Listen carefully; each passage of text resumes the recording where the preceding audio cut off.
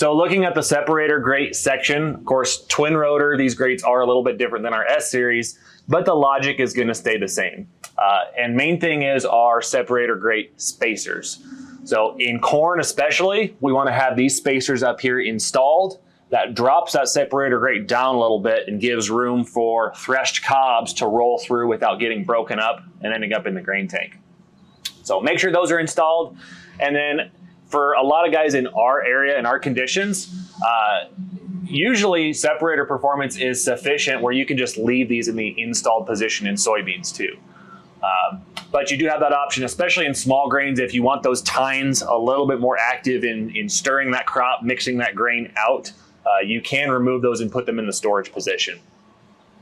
Another thing, when these X9s come from the factory, there are some cover plates installed right about here, and those are gonna block off some of the exterior ejection points on the separator grate and keep that chaff load a little bit more balanced left to right. Now, my preference or my opinion, I guess, is I don't see much benefit to those in corn and soybeans. It's usually more in the small grains or the drier, dustier conditions when you have a small seed size. I like taking those off. That's why they're removed on this combine, but pay attention to that if you are running X9. Corn and I'd say corn especially, but maybe soybeans as well. Just take those out so this area is exposed and we get the maximum separation performance. So with our separator system, regardless of the grates you're running, what we can also do is put separator grate covers in the combine.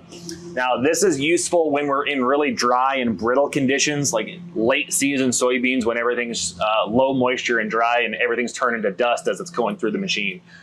That can help, like on S series, that can help balance our shoe load from left to right. On X, it just holds that material in there longer and sends it out through the chopper rather than dumping everything onto the cleaning shoe.